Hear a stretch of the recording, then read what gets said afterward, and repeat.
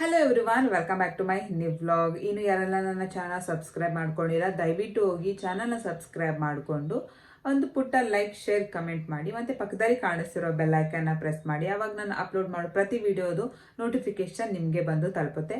Actually ಇವತ್ತು ಬೆಳಗ್ಗೆ ನಾನು ಆಲ್ರೆಡಿ ವ್ಲಾಗ್ನ ಸ್ಟಾರ್ಟ್ ಮಾಡ್ಕೊಂಡಿದ್ದೀನಿ. ಬಟ್ ಇವಾಗ ನಾನು ಈ ಚಾಲೆಂಜ್ನ, ಅದು ಹೆಲ್ದಿ ಫುಡ್ ಚಾಲೆಂಜ್ನ ಮಾಡೋಣ ಅಂತಂದ್ಬಿಟ್ಟು ಡಿಸೈಡ್ ಮಾಡಿದೆ ಅನ್ನೋದನ್ನ ಒಂದು ಸ್ವಲ್ಪ ನಿಮಗೆ ಕ್ಲಾರಿಟಿ ಕೊಡೋಣ ಅಂತ ಅಂದ್ಬಿಟ್ಟು ನಾನು ವಿಡಿಯೋನ ಸ್ಟಾರ್ಟ್ ಮಾಡ್ಕೊಂಡಿದ್ದೀನಿ. ಇದರಿಂದ ನನಗೇನು ಬೆನಿಫಿಟ್ ಅನ್ನೋದನ್ನು ಕೂಡ ನಾನು ಶೇರ್ ಮಾಡ್ಕೊತೀನಿ. ಆವಾಗ ನೀವು ಕಾಮೆಂಟ್ ಮಾಡಿ ಹೇಳಿ, ಓಕೆ ಇದು ಚಾಲೆಂಜು ಒಳ್ಳೇದಿದೆ ಅಂತ ಅಂದ್ಬಿಟ್ಟು ಕಾಮೆಂಟ್ ಮಾಡಿ ಹೇಳಿ. ಈಗ ಫಸ್ಟ್ ಹೆಲ್ದಿ ಫುಡ್ ಚಾಲೆಂಜ್ ಅಂತ ನಾನು ಇವಾಗ ತಗೊಂಡೆ ಅಂತಂದರೆ, ಇವಾಗ ಡೆಲಿವರಿ ಆದ ನಂತರ ನಮ್ಮ ಬಾಡಿಲಿ ಅರ್ಧಕ್ಕರ್ಧ ಶಕ್ತಿ ಎಲ್ಲ ಕಡಿಮೆ ಆಗಿಬಿಟ್ಟಿರುತ್ತೆ. ನಮ್ಮ ಬಾಡಿಲಿ ಏನು ವೈಟಮಿನ್ಸ್ ಆ ಥರದ್ದು ಏನೂ ಇರೋದಿಲ್ಲ, ಶಕ್ತಿ ಎಲ್ಲ ಕಡಿಮೆ ಇರುತ್ತಲ್ವ. ಸೊ ಈ ಚಾಲೆಂಜಿಂದ ಒಂದು ಒಳ್ಳೆ ಹೆಲ್ದಿ ಫುಡ್ನ ತಗೊಳ್ಳೋದ್ರಿಂದ ಅದನ್ನೆಲ್ಲ ಇನ್ಕ್ರೀಸ್ ಮಾಡ್ಕೋಬೋದು. ಮತ್ತು ಹೇರ್ ಫಾಲ್ ಆಗಿರಲಿ, ಇದೆಲ್ಲ ಕಾಮನ್ ಆಗಿ ಡೆಲಿವರಿ ಆದ ನಂತರ ಇದೆಲ್ಲ ಕಾಮನ್ ಆಗಿ ಬರ್ತಾ ಇರುತ್ತೆ. ಈಗ ಡ್ರೈ ಫ್ರೂಟ್ಸ್ ಆಗಿರಲಿ, ಈ ಥರ ಚೆನ್ನಾಗಿ ಹೆಲ್ದಿಯಾಗಿ ಫ್ರೂಟ್ಸು ಅದು ಇದು ಅಂತ ಎಲ್ಲ ತಿನ್ನೋದ್ರಿಂದ ಈ ಒಂದು ಪ್ರಾಬ್ಲಮ್ನ ನಾನು ಸಾಲ್ವ್ ಮಾಡ್ಕೋಬೋದು. ಅದರಿಂದ ನಾನು ಈ ಒಂದು ಚಾಲೆಂಜ್ನ ಆಕ್ಸೆಪ್ಟ್ ಮಾಡ್ಕೊಳ್ಳೋಣ ಅಂದ್ಬಿಟ್ಟು ಯೋಚನೆ ಮಾಡಿದೆ. ಮತ್ತು ವೆಯ್ಟ್ ನಾನೇನು ಇನ್ಕ್ರೀಸ್ ಆಗಿಲ್ಲ, ಬಟ್ ಹೊಟ್ಟೆ ಏನಿದೆ ಅದನ್ನು ಕರಗಿಸೋಕ್ಕೂ ಕೂಡ ಈ ಒಂದು ಚಾಲೆಂಜ್ ನನಗೆ ಯೂಸ್ಫುಲ್ ಅಂತ ಅನ್ನಿಸ್ತು. ನೀಟಾಗಿ ಟಮ್ಮಿ ಎಲ್ಲ ನಾರ್ಮಲಾಗಿ ಕಡಿಮೆ ಆಗುತ್ತೆ. ಮತ್ತು ಹೆಲ್ದಿಯಾಗಿ ತಿನ್ನೋದ್ರಿಂದ ನಮ್ಮ ಒಂದು ಹೆಲ್ದಿ ಲೈಫ್ ಸ್ಟೈಲ್ ಚೆನ್ನಾಗಿರುತ್ತೆ ಮತ್ತು ಆರೋಗ್ಯವಾಗಿ ಇರ್ಬೋದು. ಮತ್ತು ಔಟ್ಸೈಡು ನಾನು ಎಲ್ಲೂ ಹೋಗ್ತಾ ಇಲ್ಲ, ಎಲ್ಲೂ ಹೋಗಂಗಿಲ್ಲ. ಸೊ ಅದರಿಂದ ಈ ಒಂದು ಚಾಲೆಂಜ್ನ ಈ ಟೈಮ್ನಲ್ಲಿ ಮಾಡೋದು ತುಂಬಾ ಬೆಸ್ಟ್ ಅಂತ ಅನ್ನಿಸ್ತು. ಇವಾಗ ಯಾರು ತಾನೇ ಆಚೆ ಹೋಗ್ಬಿಟ್ಟು ಏನೋ ತಿಂದಿರ ಬರ್ತಾರೆ? ನಾನಂತೂ ತಿಂದಿರ ಬರೋದಿಲ್ಲ. ಆಚೆ ಹೋದಾಗ ಏನಾದರೂ ತಿಂದಿರ್ತೀವಿ. ಬಟ್ ಇವಾಗೆಲ್ಲೂ ಆಚೆ ಹೋಗೋದಿಲ್ಲ, ಏನೂ ತಿನ್ನೋದಿಲ್ಲ. ಬಟ್ ಈ ಚಾಲೆಂಜ್ನ ತೊಗೊಂಡ್ರೆ ತುಂಬಾ ಒಳ್ಳೆಯದು. ಮತ್ತು ನನ್ನ ಒಂದು ಹೆಲ್ತು ಮತ್ತು ನನ್ನ ಒಂದು ಸ್ಕಿನ್ನ ಚೆನ್ನಾಗಿ ಮೇಂಟೈನ್ ಮಾಡ್ಬೋದು. ಮತ್ತು ಹೇರ್ ಕೂಡ ಅಷ್ಟೇ, ಹೇರ್ ಫಾಲ್ ಎಲ್ಲ ಆಗ್ತಾ ಇರುತ್ತೆ, ಅದನ್ನು ಕಂಟ್ರೋಲ್ ಮಾಡ್ಬೋದು.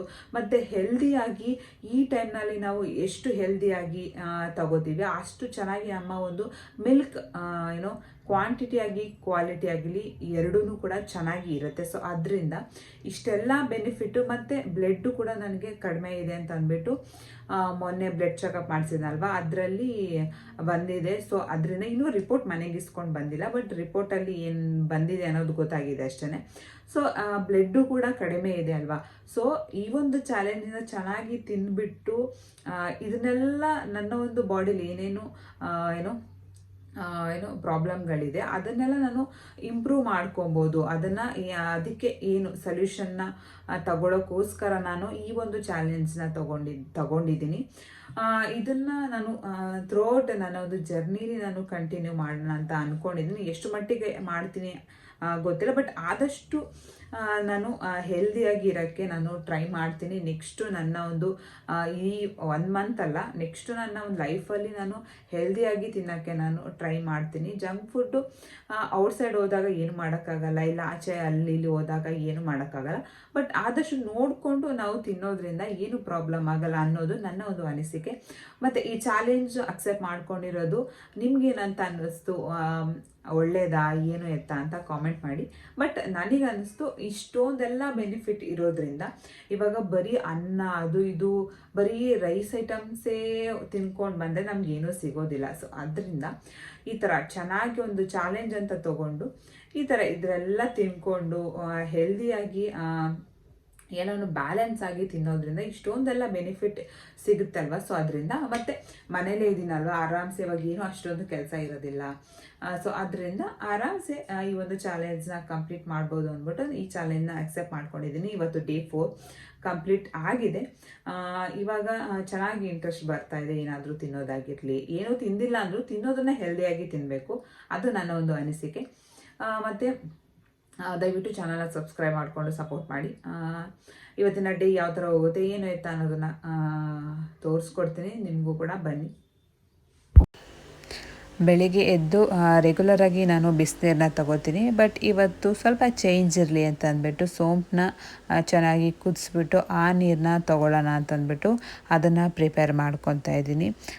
ಡೈಲಿ ಒಂದೊಂದು ಥರ ಬಿಸಿನೀರು ತಗೊಳ್ಳೋದು, ಅಥವಾ ಈ ಥರ ಜೀರಿಗೆ ಅಥವಾ ಹೋಮ್ ಕಾಳು ಬರುತ್ತಲ್ವ ಅದು, ಅಜ್ವೈನು, ಇದನ್ನೆಲ್ಲ ಕುದಿಸಿ ಕುಡಿಯೋದ್ರಿಂದ ಬಾಡಿಗೆ ತುಂಬಾ ಒಳ್ಳೆಯ ಬೆನಿಫಿಟ್ ಅಂತಲೇ ಹೇಳ್ಬೋದು. ಮತ್ತು ಇದೆಲ್ಲ ಕಾಳುಗಳು ಬ್ರೆಸ್ಟ್ ಫೀಡಿಂಗ್ ಇರೋರಿಗೆ ತುಂಬಾ ಹೆಲ್ಪ್ ಮಾಡುತ್ತೆ. ಸೊ ಅದ್ರ ಜೊತೆಗೆ ಒಂದು ಒಳ್ಳೆ ಇಮ್ಯುನಿಟಿನೂ ಕೂಡ ಇರುತ್ತೆ. ಬೆಳಿಗ್ಗೆ ಅಮ್ಮ ಟೊಮೆಟೊ ಬಾತನ್ನ ಮಾಡಿದರು, ಅದನ್ನು ಕೂಡ ಪ್ಲೇಟ್ಗೆ ಹಾಕ್ಕೊಂಡು ತಿಂತಾಯಿದ್ದೆ. ಸೊ ಇದು ಬಿಸಿ ಸ್ವಲ್ಪ ಕಡಿಮೆ ಆಗೋ ಅಷ್ಟರಲ್ಲೇ ಟಿಫನ್ ಎಲ್ಲ ಮಾಡ್ಕೊಂಬಿಟ್ಟು ಅದಾದ ನಂತರ ಒಂದೆರಡು ಡೇಟ್ಸ್ನ ತೊಗೊಂಡೆ. ಡೇಟ್ಸು ಕೂಡ ಅಷ್ಟೇ ತುಂಬಾ ಒಳ್ಳೆಯದು. ನಾನು ಯಾಕೆ ಡೇಟ್ಸ್ನ ತೊಗೋತೀನಿ ಅಂತಂದರೆ ಇದನ್ನು ತಿನ್ನೋದ್ರಿಂದ ಹಿಮೋಗ್ಲೋಬಿನ್ ತುಂಬಾ ಚೆನ್ನಾಗಿ ಇಂಪ್ರೂವ್ ಆಗುತ್ತೆ ಅಂತ ಅಂದ್ಬಿಟ್ಟು ನಾನು ತೊಗೊತೀನಿ. ಮತ್ತು ಆ್ಯಸ್ ಯೂಶ್ವಲ್ ಮಧ್ಯಾಹ್ನಕ್ಕೆ ಸ್ವಲ್ಪ ರೈಸು, ಸ್ವಲ್ಪ ಬೀಟ್ರೂಟ್ ಪಲ್ಯನ ತಿಂತಾಯಿದ್ದೀನಿ. ತುಂಬಾ ಸಿಂಪಲ್ ಮೆನು. ಮತ್ತು ಅದಾದ ನಂತರ ಪಾಪುಗೆ 3 ಡೇಸ್ ಆಯಿತು ಸ್ನಾನ ಮಾಡಿಸಿರಲ್ಲ, ಯಾಕಂದರೆ ಅವನಿಗೆ ಫೀವರ್ ಬಂದಿತ್ತಲ್ವ, ವ್ಯಾಕ್ಸಿನ್ ಹಾಕ್ಸಿದ್ವಲ್ಲ. ಸೊ ಅದರಿಂದ ಯಾವುದೇ ಮಕ್ಕಳಿಗಾದ್ರೂ ಅಷ್ಟೇ ವ್ಯಾಕ್ಸಿನ್ ಹಾಕ್ಸಿದ್ಮೇಲೆ ಒಂದು 3 ಡೇಸ್ ಅವ್ರಿಗೆ ಸ್ನಾನನ ಮಾಡಿಸ್ಬಾರ್ದು, ಯಾಕಂದರೆ ಅವ್ರಿಗೆ ಲೈಟಾಗಿ ಫೀವರ್ ಇರುತ್ತೆ. ಸೊ ಅದರಿಂದ ಸರಿ ಸ್ನಾನನೂ ಮಾಡಿಸಿಲ್ವಲ್ಲ, ಮೈಯೆಲ್ಲ ನೀಟಾಗಿ ಒರೆಸ್ಬಿಟ್ಟು ಬಟ್ಟೆ ಎಲ್ಲ ಚೇಂಜ್ ಮಾಡಿಕೊಂಡ್ರೆ ಆಗುತ್ತೆ. ಅವನಂತೂ ಇವಾಗಂತೂ ಫುಲ್ಲು ಹೇಳಿದ ಮಾತು ಕೇಳಲ್ಲ, ಫುಲ್ಲು ತಲಾಟೆ ಆಗಿಬಿಟ್ಟಿದ್ದಾನೆ.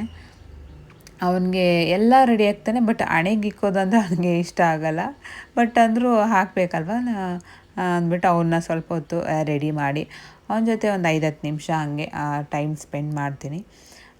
ಒಂದೊಂದು ಸಲ ಚೆನ್ನಾಗೆಲ್ಲ ರೆಡಿ ಮಾಡಿಸ್ಕೊತಾನೆ, ಬಟ್ ಒಂದೊಂದು ಸಲ ಮಾತ್ರ ಕ್ರ್ಯಾಂಕಿ ಆಗ್ತಾನೆ.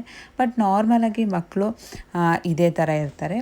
ಮತ್ತು ಇನ್ನೊಂದು ವಿಷಯ, ಯಾವಾಗಲೂ ಬ್ರೆಸ್ಟ್ ಫೀಡಿಂಗ್ ಮಾಡ್ತಾ ಇರುವಂಥ ಮಕ್ಕಳಿಗೆ ಮಾಡ್ತಾ ಇರೋರು ಜಾಸ್ತಿ ಸ್ಪೈಸಿ ಎಲ್ಲ ಫುಡ್ಗಳನ್ನ ತಿನ್ನಬಾರ್ದು.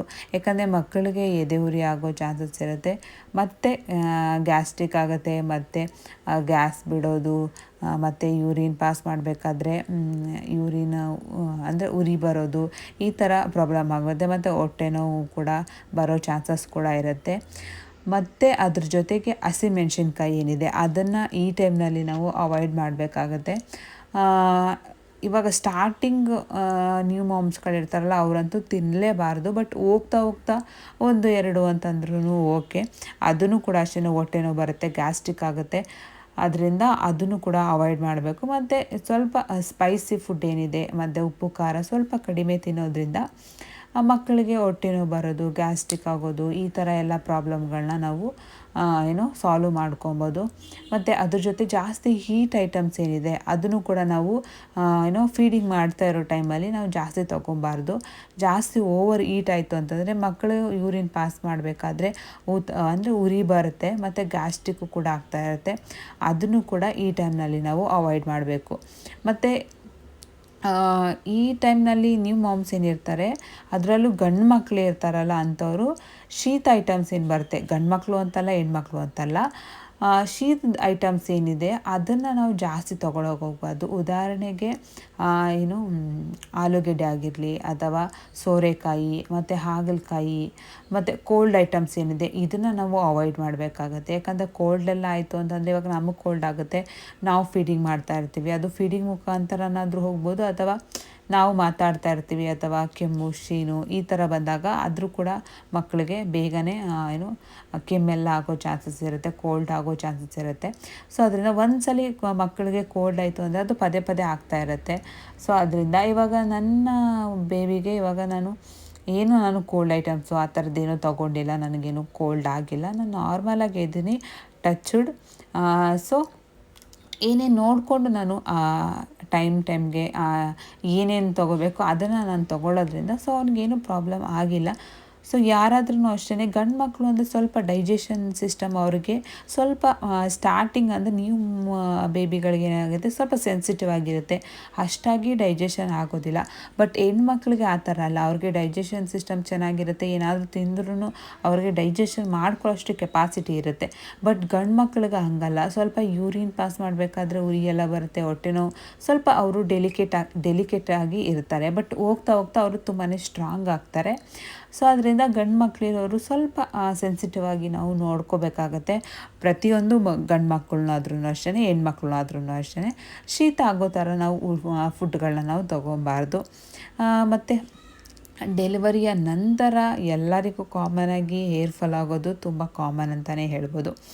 ಅದರಲ್ಲೂ ಮೇಜರ್ ಪ್ರಾಬ್ಲಮ್ ಏನು ಅಂತಂದರೆ, ನಾವು ಡೆಲಿವರಿ ಆದಮೇಲೆ ನಾವು ಕೂಮೆಲ್ಲ ಮಾಡೋಕ್ಕೆ ಹೋಗೋದಿಲ್ಲ. ಕೂಮ್ ಮಾಡಿದ್ರೆ ಮಕ್ಕಳು ಮೈಕೆಲ್ಲ ಮುರಿತಾರೆ ಅಂತ ಅಂದ್ಬಿಟ್ಟು ಏರ್ ಫಾಲ್ ಆಗೋಕ್ಕೆ ಇದು ಒಂದು ಕಾರಣ ಅಂತಲೇ ಹೇಳ್ಬೋದು. ನಾವು ಕೂಮ್ ಕರೆಕ್ಟಾಗಿ ಮಾಡಲ್ವಲ್ಲ, ಸೊ ಅದರಿಂದ ನಮಗೆ ಏರ್ ಫಾಲ್ ಆಗುತ್ತೆ. ಬಟ್ ಮಕ್ಕಳು ಮೈಕೈ ಮುರಿಯೋದು ಏನಕ್ಕೆ ಅಂತಂದರೆ, ಅವರು ಹಾಲೆಲ್ಲ ಕುಡಿತಾರಲ್ವ, ಅದು ಅವರಿಗೆ ಡೈಜೆಷನ್ ಆಗೋದಿಲ್ಲ. ಅವರು 3 ಮಂತ್ ತನಕ ಅವರು ಜಸ್ಟ್ ಹಾಲು ಕುಡಿಯೋದು, ಮಲ್ಕೊಂಡಿರೋದು ಈ ಥರ ಮಾಡ್ತಾ ಇರ್ತಾರಲ್ವ. ಸೊ ಅವ್ರಿಗೆ ಜೀರ್ಣ ಸ್ವಲ್ಪ ಕಡಿಮೆ ಆಗ್ತಾ ಇರುತ್ತಲ್ವ, ಅದರಿಂದ ಅವರು ಮೈಕೈ ಮುರಿತಾರೆ ಹೊರತು ಬೇರೇನೇನು ರೀಸನ್ ಇಲ್ಲ. ಸೊ ಅದರಿಂದ ಆದಷ್ಟು ಸೆಲ್ಫ್ ಕೇರ್ ಮಾಡ್ಕೊಬೇಕು. ಹೇರೆಲ್ಲ ಇವಾಗ ಚೆನ್ನಾಗಿ ನೋಡಿಕೊಂಡ್ರೆ, ಇಲ್ಲ ಅಂತಂದರೆ ಏರ್ ಫಾಲ್ ಆಗೋದು ಅದು ಕಾಮನ್. ಮತ್ತು ಸಾಯಂಕಾಲ ಡಿನ್ನರ್ಗೆ ಅಂದ್ಬಿಟ್ಟು ಇಲ್ಲಿ ನಾನು ಶಾವಿಗೆ ಉಪ್ಪಿಟ್ಟನ್ನ ಮಾಡ್ಕೊತಾ ಇದ್ದೀನಿ.